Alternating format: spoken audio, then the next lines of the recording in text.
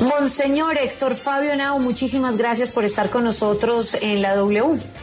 Sí, muy buenos días. Te saludo cordialmente. Monseñor, sobre estas recientes declaraciones del señor García en las que dice que la guerrilla del ELN pues es una guerrilla pobre y que necesitan financiación, ¿qué pensar desde la Iglesia? La Iglesia está haciendo un acompañamiento permanente al proceso en la mesa, buscando que se dé solución a las situaciones humanitarias que se han presentado y a las condiciones que viven las comunidades en los territorios donde hay confrontación con el ELN. Nuestro enfoque es, digamos, muy claramente humanitario, centrados en estas problemáticas.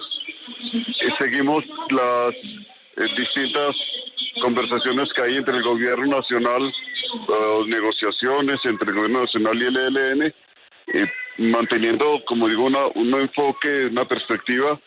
Sabemos que allí tendrán las partes que discutir cada uno de los temas e indudablemente tendrán que definir quiénes son los interlocutores, etcétera. Esos son asuntos ya propios de la metodología misma de la negociación.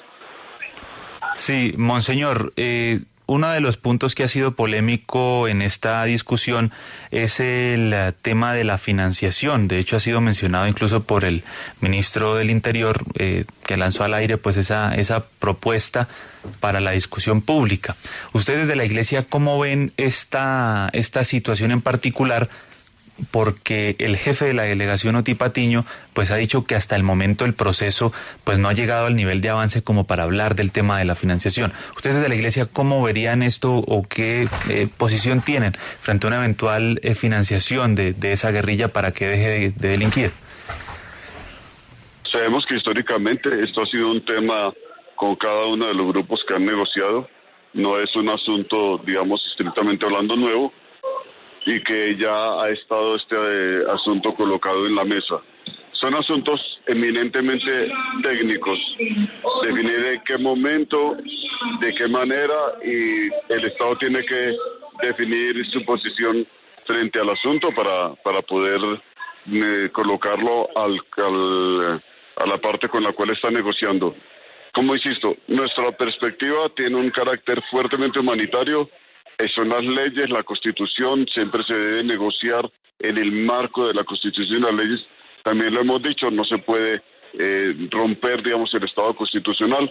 Hay que mantener el enfoque de lo que la Constitución señala y permite, y en ese sentido nuestra posición es siempre mantener el enfoque constitucional de manera estricta y avanzar en ese sentido. Claro, pero ¿se podrá avanzar, Monseñor, con una posición clara de la mesa de negociación que asegura que no permiten o no se va a permitir más el tema del secuestro?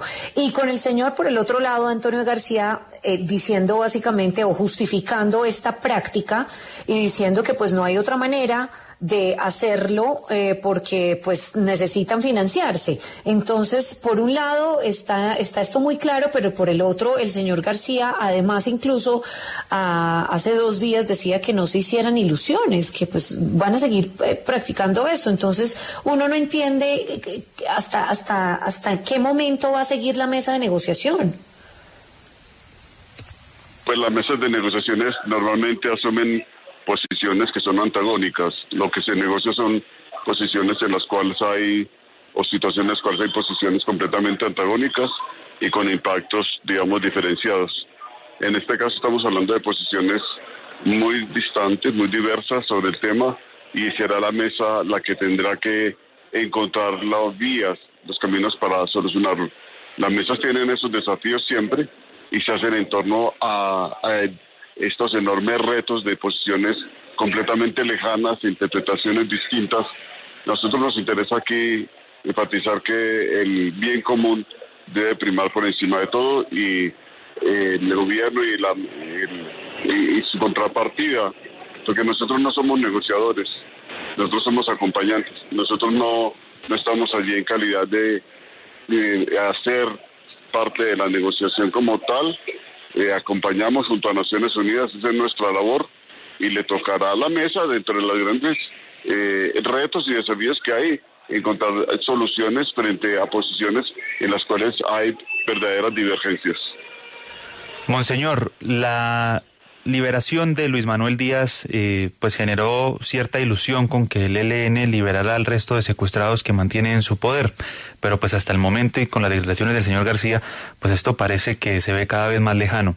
¿Ustedes desde la liberación, del tiempo que ha pasado la liberación de Luis Manuel Díaz, han recibido algún tipo de contacto con esa guerrilla para la liberación de otros secuestrados o por el momento ese canal está completamente cerrado por el momento? Tenemos la expectativa de que se pueda seguir avanzando en este tipo de diálogos sobre las situaciones humanitarias e insistimos en continuar en dar todos los servicios a las complejas situaciones humanitarias que hay, que son muchas. Tenemos las situaciones de desplazamiento, confinamiento. Recuerden que inicialmente se habló de alivios humanitarios, después de acciones y dinámicas humanitarias en el río San Juan, en el Bajo Calima. También se ha hablado de las situaciones humanitarias relacionadas con personas que están privadas de la libertad en las cárceles, en situaciones muy difíciles. Todo este complejo panorama humanitario que abarca cárceles, territorios, personas y bajo condiciones muy difíciles por el secuestro, están presentes en nuestra perspectiva de dar apoyo para que se encuentren soluciones allí. Y como iglesia seguiremos insistiendo en ese sentido. Le toca al mecanismo de verificación y monitoreo atender las situaciones que se presentan, y allí es donde se llevan estos casos como el secuestro y otras situaciones, y la MES a través del mecanismo se está evaluando, el mecanismo está trabajando intensamente, el mecanismo no ha interrumpido su dinámica y sigue evaluando las distintas situaciones que allí están presentando, y por nuestra parte pues el compromiso y toda la solidaridad con las personas que sufren esta situación, e igualmente no hay unos secuestrados de un orden y otros de otros, todos son objeto de preocupación y de enfoque. Monseñor, ya que usted menciona el mecanismo de verificación del cese al fuego, hace unos días en estos micrófonos el señor Oti Patiño pues revelaba que han tenido dificultades para que se pueda incluir en esa verificación el delito del secuestro, porque pues el ELN no lo considera dentro de los acuerdos de cese al fuego. Además del delito de secuestro, ¿qué otros delitos están teniendo problemas ustedes para verificar porque el ELN no considere que estén dentro de los acuerdos de cese al fuego? A ver, lo que hace el mecanismo es que recibe todas las situaciones que se le presentan, las analiza, las clasifica y hace, digamos, avanza en los procedimientos que allí se acuerden.